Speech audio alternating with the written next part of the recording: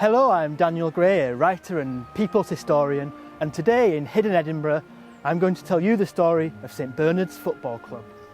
We're here on the banks of the Water of Leith, just beneath Stockbridge, one of the quieter parts of this stretch of water. Around 250 years ago, three lads were just messing about by the river when they came across a spa. It became a tourist attraction. Some people said it had healing powers, it even healed the blind. Others just said it smelt a bit funny. But it became a symbol for the area. The local parish was called St Bernard's and the football club was named after it. This well, St Bernard's, was on the crest of the badge of their pink kit. They were a hyper-local club, sourcing all the players from the Stockbridge and Cannon Mills areas. Yet they were also a national phenomenon, going to England and beating the team that became Manchester United, for example, and they also won the Scottish Cup. Here in bustling Stockbridge, a busy shopping day, but we're not here to shop or for a pint. We're here because at number 33 now, a cafe, the Scottish Cup was displayed in 1895. When St Bernard's won the Cup in 1895, beating Hearts on the way, the chairman and founder, William Lapsley, said that the Cup should be on display for the local people. That's why it was kept here, then a tobacco shop. It was a good move, everyone could see it. These were the best days for St Bernard's though. It was a club always followed by tragedy.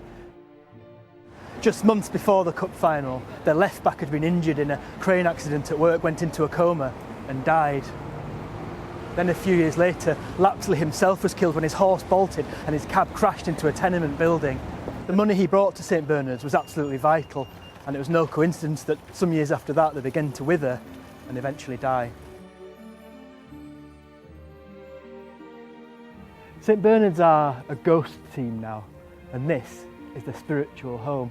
King George V Park in the middle of Edinburgh, a little retreat away from the hustle and bustle of the town.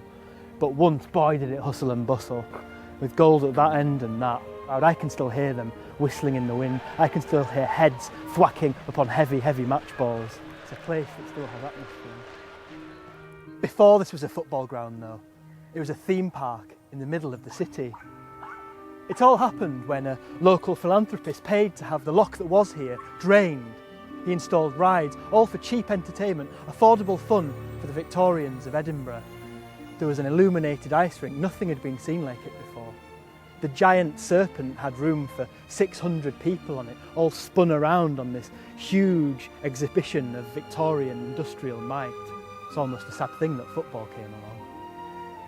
The ground was known as the gymnasium after the theme park that had been there.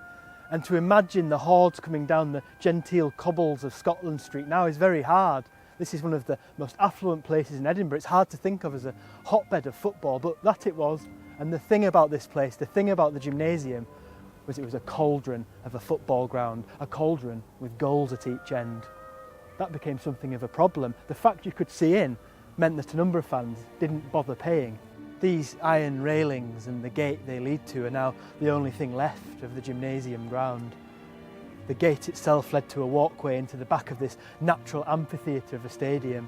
Opposite, on the steps of number 15, a hugely shell-shocked World War I veteran used to sit every day of the week saying, "Is the game on now? Is the game on now?"